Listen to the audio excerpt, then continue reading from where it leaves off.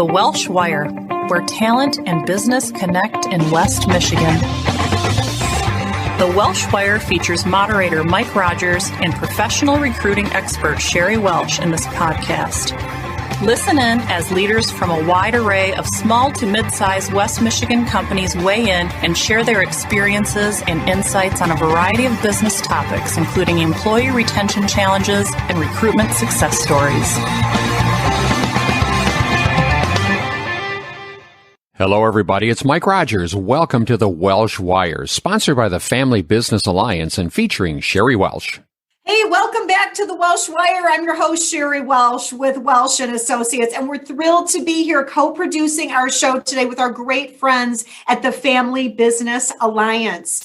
And today we're starting a new series called Rightsizing Risk. Every family business, every business in general, is concerned about mitigating and minimizing risk in their operation. And today we're so thrilled to have a couple of experts with us kicking off our series on Rightsizing Risk, talking about fighting fraud.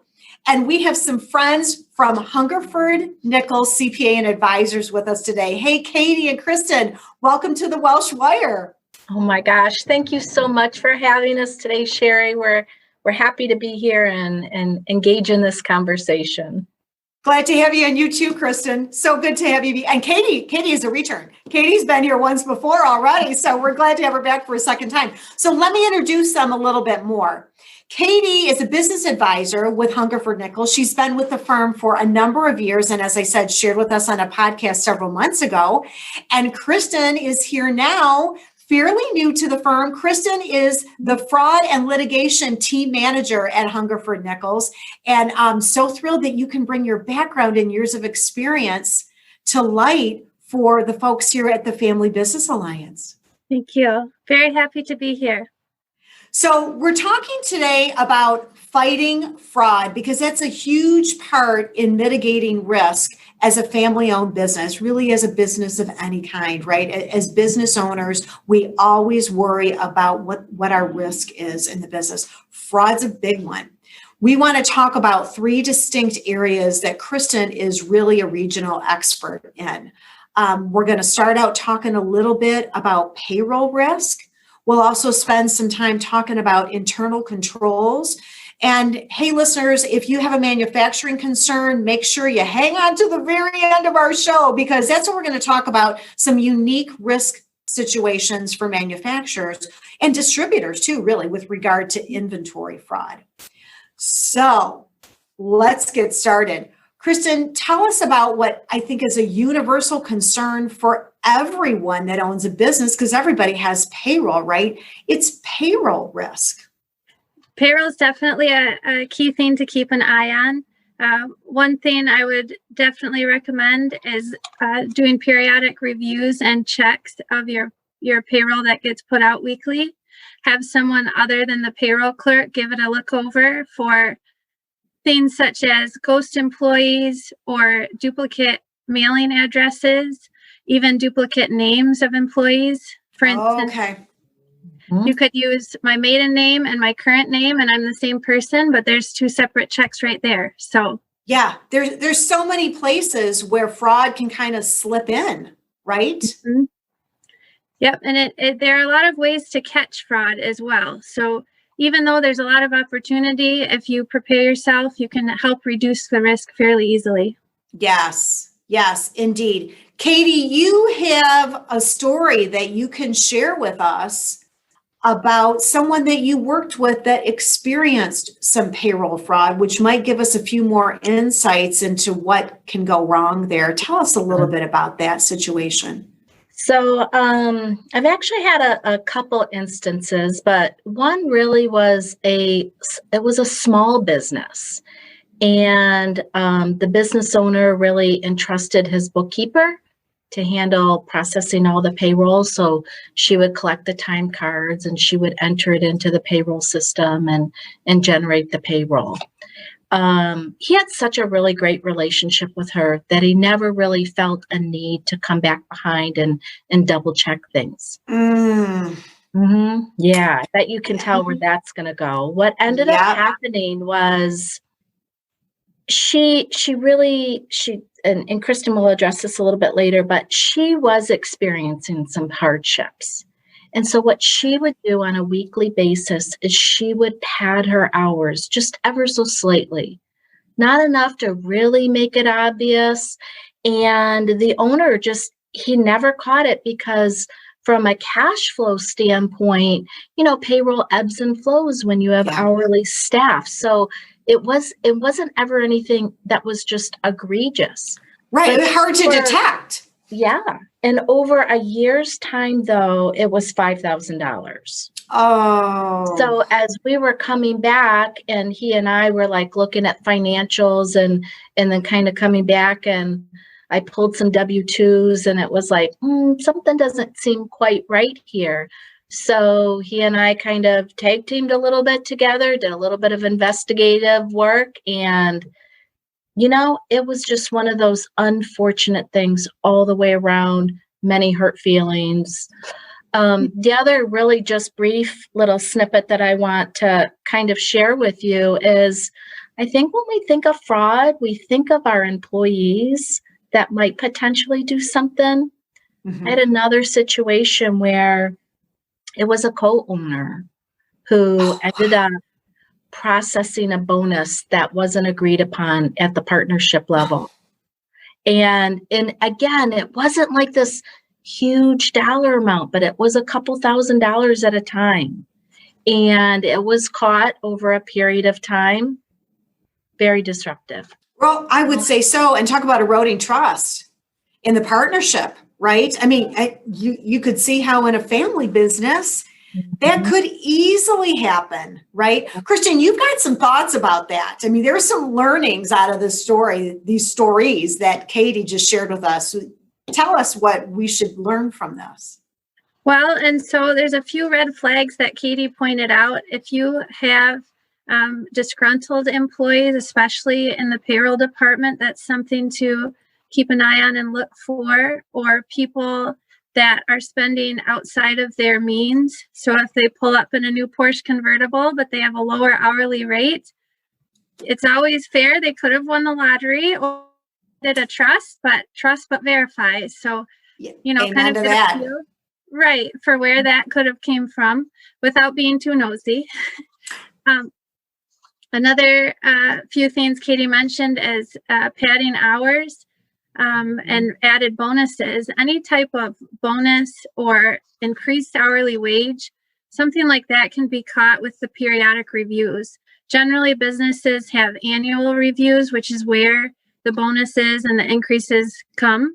And there's usually not a lot of movement outside of that. But if there is, an owner or a manager is generally aware of that because it's unusual. Right, so, right. Those are all great things to look for. And I would highly recommend, as I mentioned, ghost employees. 27% of businesses actually have issues with ghost employees in the payroll. Oh, wow. Small businesses are twice as likely to have that than larger ones. So keep an eye out, and that's where the periodic reviews are very helpful. Right, right. Oh, great tips and insight around payroll. Yeah, there's so many moving parts when it comes to payroll, right? And it makes it very difficult to detect. And like you said, it can even just be slight, subtle changes. And it can be anywhere from a trusted long-term employee of the business who runs into financial hardship and decides that this might be a way to help themselves out, to an owner that just thinks, well, this will be okay. And erodes the trust of the, basically his leadership and his co-owner, his or her co-owner. Yeah, it's wow. So payroll is a big one. So keep an eye on that. Great story, great tips. We also want to talk a little bit about internal controls, cash control. That's another important area that affects every business, right? We've all got to look at our internal controls, and we hear this all the time, but yet it kind of, we think, well, someone else is doing, we don't really need to worry about that. But as owners, as leaders in the business, we really do need to ask about internal controls at many different levels. You've got some other stories to share about companies that have run into some problems that you've experienced situations with. Katie, tell us a little bit about that.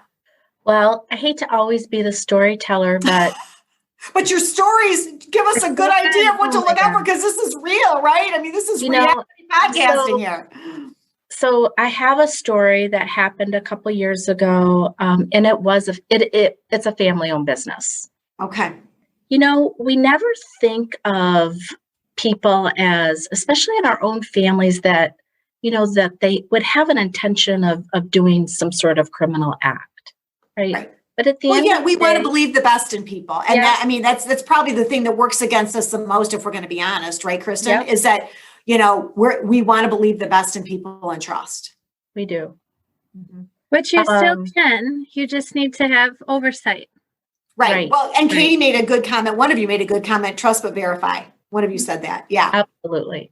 So in this particular case, one of the things that had happened, and Kristen alluded to this a little while ago, is the person that had the oversight and the full charge over the finances of the company periodically would put extra charges on credit cards, and then they had the full authority to pay the credit cards and record where those charges were going. So instead of going to like a draw account or a disbursement or a draw account, that it would go to an expense account. So things that weren't business in nature were getting recorded as deductible business expenses. And then the other thing that was happening was they were cutting periodic checks, reimbursement checks back to themselves for things that weren't legitimate business expenses. The thing, though, that really was maybe the most like, oh my goodness, I if I hadn't seen it with my own eyes, I wouldn't believe it. As we were going through and doing a review of the different expense accounts, one of the things that I did, and this is available to most people who have business bank accounts, is I was reviewing an actual bank statement. And in this particular case, which is really nice, the bank statement included copies of the checks that cleared. So I was going through and I was reviewing checks. Since I was aware and I was intentionally searching for transactions that looked a little odd, I pulled one particular check that didn't have the proper endorsement on it. Like it just looked a little bit off to me, and it was made payable to this particular person. And it was an unusually large dollar amount. So there were these flags things. Went off. So I made an inquiry of it, and it ended up through discussion and through this here's kind of what I did. I put in a fictitious bill under a real vendor, and then what I did was I created a disbursement, and then I edited the check, edited the disbursement and made it payable to myself. So wow, that is just one of those things, going back to internal controls. How do you prevent stuff like that from happening? I was very open with this person. I said, I'm just really curious. Why did you do that?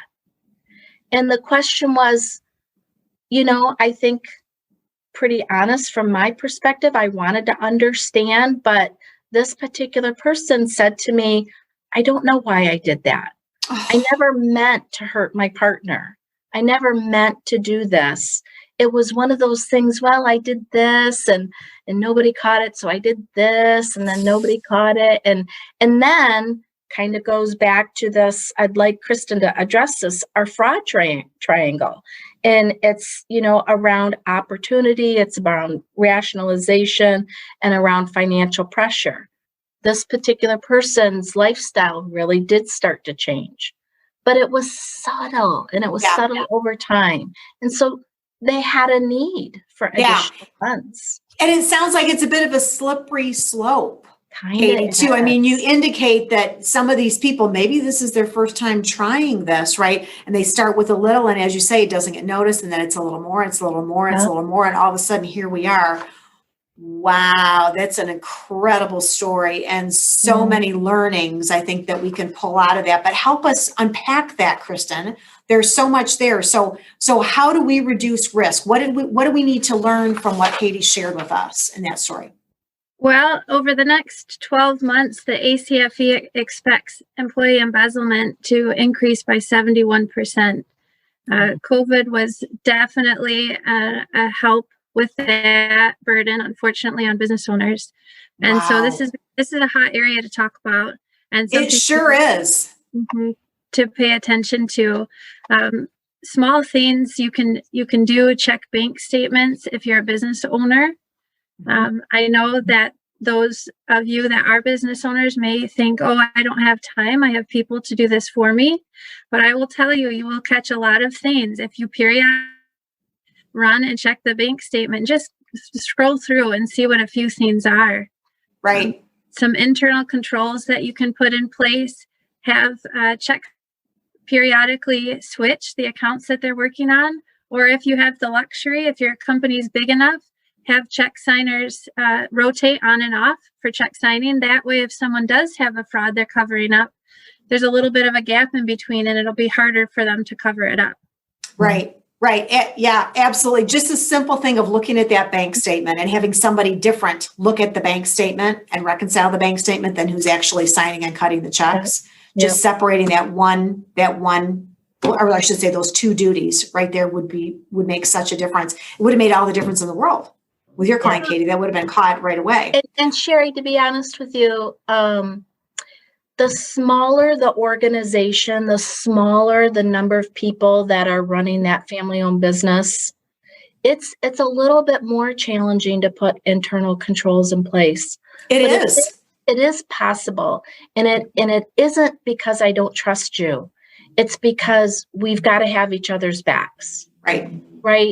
We always have to make sure that we've got like you're watching me, I'm watching you. We've got transparency and honesty going on. That's right. Yeah, because really it's about the success, the long-term success of the organization. And if somebody is making a mistake or, really, really coloring outside the lines here, doing things that they shouldn't, I mean, the health and welfare of the employees in the organization is dependent on getting those situations taken care of. So, we all want to protect our futures and the future of the company. Yeah, I mean, that's a really good point. Other things, Kristen, with regard to internal controls, tell us more about that. Other things that we should look for or keep an eye out for. Yeah, and a real easy one to put in place is having limits on your checks going out without dual signatures. So, for instance, depending on the size of your accounts payables that go out, having a $5,000 limit, anything over $5,000 requires 2 signatures. It's a very simple way to get a double set of eyes on what you're doing. If you have a stamp with your owner's signature, and you use that for, say, tax returns or checks or contracts, that kind of thing, generally the admin has direct access to that. I would highly recommend having that locked up. If you are able to have it in a room where there's an electronic entryway, so a key or a fob, something required to get in that manner that's not as easily handed off, or even better, have it in a room where there's a camera, so that if there is an issue, you can have a little bit more insight into who may have caused that issue. I was working on a case not too long ago, and I spoke with the administrative assistant. And while I was talking with her, I noticed a notebook on her desk a little bit open, and there were quite a few credit cards in there. And so, piquing my curiosity, I drew her attention to the computer screen as the fraud examiner that I am, and I read all of the credit card names, and they were all the owner's name. And I thought, gosh, he's a very sensible person. That's unusual to have so many open lines of credit. And I thought, well, okay, maybe there's business perks, you get rewards, cash back, maybe they're playing some kind of financial game, right, to get ahead. So I sat down with the business owner, and I was giving him my recommendations for their internal controls. And I said, you might want to consider trimming down the number of credit cards that you have open. And he said, well, gosh, I only have 2. You want me to go down to 1? And I said, oh dear, we have a lot more to talk about. You have at least 7 in the other room. So we walked over and had a chat. And unfortunately, this administrative assistant had been part of the family business for 25, 30 years. She had all the keys to the kingdom, which is fine, but she didn't have any oversight. And so that's how she was able to open all of these lines of credit without his knowledge. He didn't look at the bank statements. She put all of the credit card statements electronic to her email. And so there was no way for him to find this except for checking your credit score, your credit report. I would highly recommend, if you own a business and you have an administrative assistant that maybe has access to your social security number, maybe your spouse's social security number, your address. They know a significant amount of background information about you to be able to open up loans and credit cards in this manner. But your credit report will show all open lines of credit. So that's a very easy way, a very quick way for you to find out if someone has opened another account in your name. Wow, that's kind of a frightening story, isn't it? A 25-year employee, trusted. Yeah. It's the lack of oversight. So, keep the conversations going with your employees. Just because you have someone with that much access and you do trust them doesn't mean they're committing fraud. Right.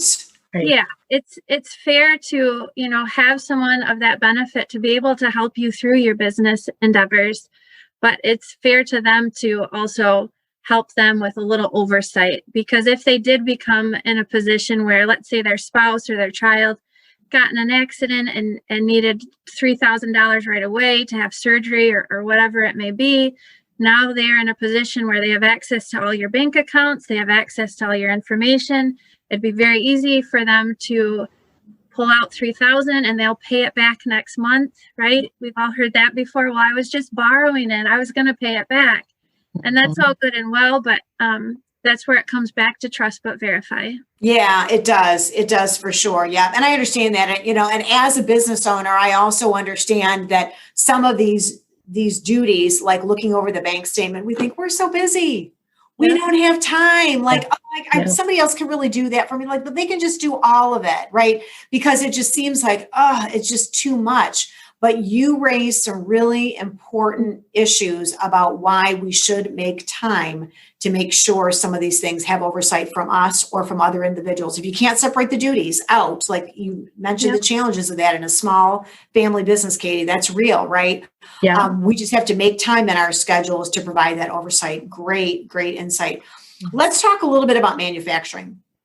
Manufacturers and distributors, right? When it comes to inventory management, wow, a whole host of additional issues open up there with regard to risk and fraud. So talk to us about that. I mean, you've got a story about that, I think, to share also, Kristen, about something you experienced previously with a manufacturer.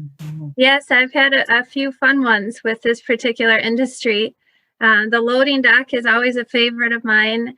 I had a case not too long ago where an employee had a friend pull up a pickup truck and one by one removed components of a final product machinery.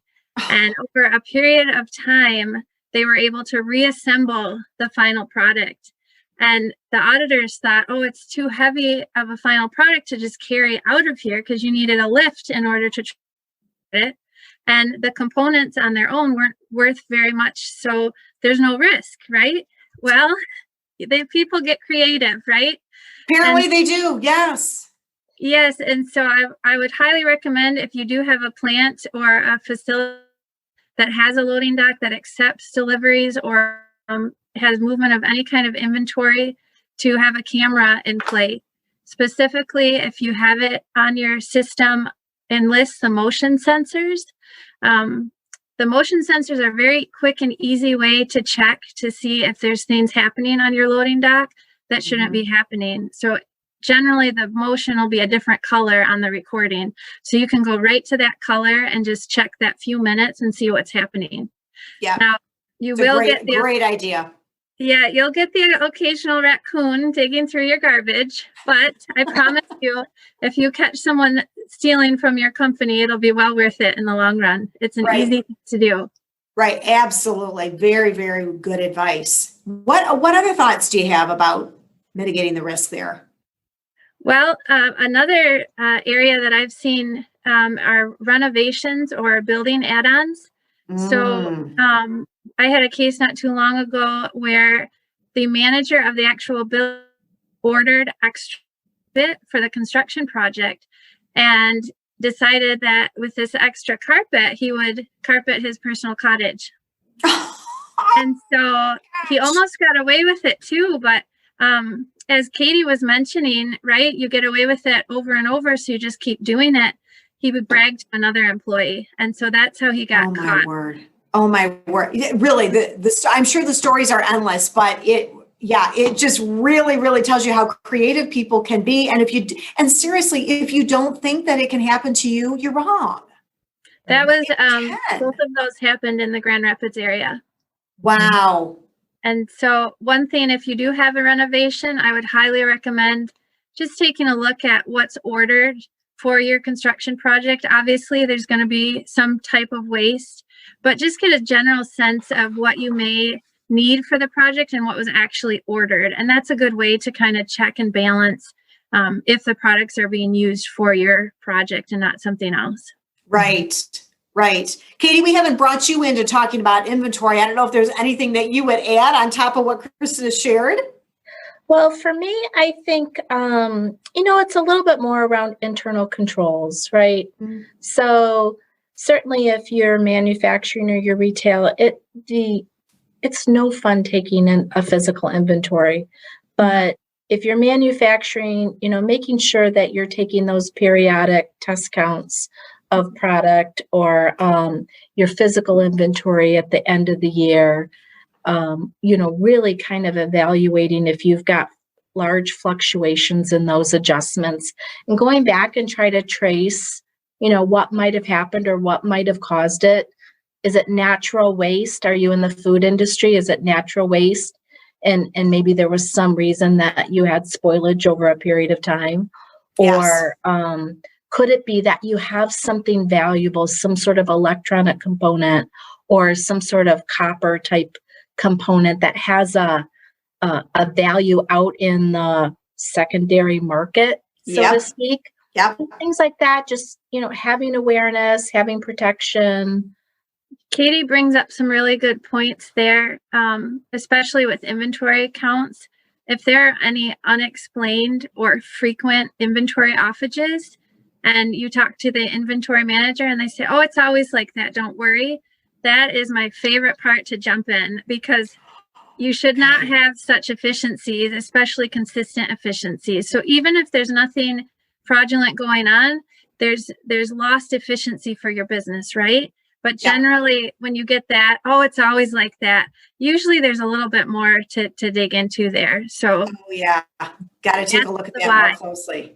Yeah, that's really, really great advice. In closing, Kristen, you have shared some really like 4 super good tips that we can do as business owners and leaders to really dial in on fraud. The first thing that you shared with us is you say, listen to learn. Tell us what that means. That's kind of my motto is when you're a business owner, if you're able, keep your finger on the pulse of what's going on in your organization. And a good way to do that is honestly hang around the water cooler, right? Yeah. So get to know your employees. And if they are comfortable with you, eventually they will start telling you things that they wish they hadn't told you, right? Wonderful advice. Yeah, that's great. You can easily get a feel for the culture that way. And if your business, let's say your organization is maybe 100 people or more, so you're not able to talk to every employee due to time constraints and all of that, ask your managers to keep a pulse on their team. They may have of 5 to 20 people, and maybe not every day they check in, but throughout the month, they should kind of have a pulse of, oh yeah, so-and-so is having a hard time coping with this new change we implemented, or so-and-so is their son needs braces and they're a little nervous about finding money, right? So just because someone has stress in their personal life doesn't mean they're going to commit fraud or that they have committed fraud. No. However, it is a red flag to keep an eye on. And so it's very good as a business owner to know these types of things about your employees. Right, for sure. And so when you spend time engaging with them, as you say, listen and learn, right? You learn more about them, but it also gives you an opportunity through that relationship building and trust building to teach them, as you said, what to look out for, how to protect the assets of the organization. And then, you also say you've got more eyes helping you do that work, right? So 80% of every person, most people are good. 80% of the population is good-hearted. They want to do the right thing. You bet. The other 20%, if they were tempted, they may choose the right thing or they may choose the wrong thing. And there's a very small percentage of people that generally will just always go out of their way to do the wrong thing. And so by educating your employees, you've now enlisted an additional set of eyes to protect your assets. And if you think about it, you're already paying them. So you're just adding value to the position. That's right. You're making it a safer place financially for your employees. But with educating your employees, you want to make sure that there's a venue and an area that they can report what they see. So suspicious activity reporting, either through maybe a hotline or some way that's anonymous and confidential, that they feel comfortable telling you about things that they have noticed. Yeah, that is a great tip, and making sure that they're reporting that to the right person too, that they feel comfortable that will be acted on and handled in a discreet and confidential manner. Great suggestions. You both have had terrific insight for our listeners today. Oh my gosh, I feel like I learned so much more, and I'm sure they do too. Family businesses can really right-size the risk by fighting fraud with the tips that you have shared today. And we know that Hungerford Nichols stands ready with a whole lot of other services too to provide. So we know you do fraud awareness training. Kristen, you're involved in fraud assessment. Kate, you've been involved in some of that fraud prevention checklist. There's a whole host of services that if you need more, Hungerford Nichols stands ready to be able to provide, which is awesome. And because you've done this for years, that's what makes you both such experts in this. But let me ask you, so if our listeners would like to know more about what you can do or ask some follow-up questions even about things that they heard today, how can they get in touch with you, Katie? So I think that I'd like to direct you to our website first, because we have some great nuggets of information on there too. We do have a page dedicated to our fraud and litigation team. It's www.hungerfordnichols.com. You can also call our main number, 616-949-3200. You can ask for Kristen. She's a great resource to start with. We actually have a team. So depending on what your area is or what your business or, there could be, we have 3 CFEs on staff. It's like, holy cow, we are poised and ready to serve. Yeah, you're packed and ready to go. Yes, Such great tips. So we can get a hold of you, Katie, and get a hold of you, Kristen, both through the website or through that number that Katie shared. Again, friends, we have been here today with Katie Felver, business advisor with Hungerford Nichols, and Kristen Spence, who leads the fraud and litigation team. She's the manager of that team at Hungerford Nichols. And we just can't thank you enough for setting us up for success in fighting fraud. Thank you, Kristen. Thank you, Katie, for being our guest today. Thank you for having us. Thank you, Sherry. Thank you for listening to The Welsh Wire. We hope you'll join us for the next episode. For more information, visit welshandassociates.net.